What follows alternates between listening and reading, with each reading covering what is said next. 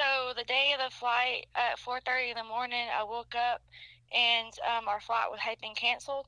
On June 18th, the Aurelian family was ending their trip to London and was supposed to fly back to the U.S. While some might be frustrated by a cancellation, Melanie Aurelian was calm. So I've learned that when stuff like that happens, you don't question God when He changes your path. After boarding the flight from London to Dallas, the path changed even more.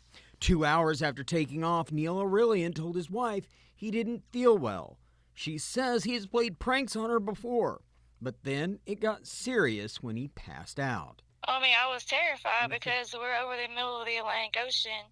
I got my daughter and her best friend, so it's like I can't react the way I want to react because I got to protect my kids. The flight crew quickly looked for anyone who could help.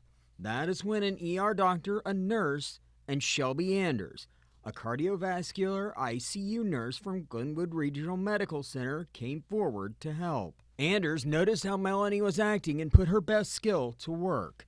There was a moment when I kind of lost my cool and on the verge of just panicking almost because I knew that his heart had stopped.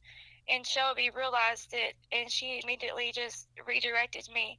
Anders says it's something she uses on a regular basis. Being that person to just support them, and like I said, this is some of the worst times in people's lives, to let them know that you are there, you're hearing, you're going to be there for them. You're doing everything you can for the patient. Anders also says her perspective has changed after years in the field. The longer I have worked as a nurse, I realized that my point in being a nurse is really just to be the hands and feet of Jesus. And at the moment Melanie realized how serious it had become, He was not breathing. He did not have a heartbeat. I prayed, and I just told the Lord, I need a miracle. I need a miracle right now. And I had turned my head because I did not want to watch my husband die, but I knew that's what was happening. I just felt it. And there was one thing she could do. I began to pray. The doctor put his hand on my arm and told me that we got him back. We got his heartbeat back. Some might write it off as coincidence, but both women say something different.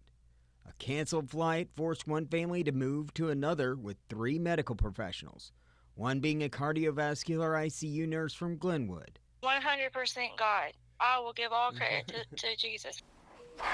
That's God. I can't really say anything else. I think that, we were just put there for a reason.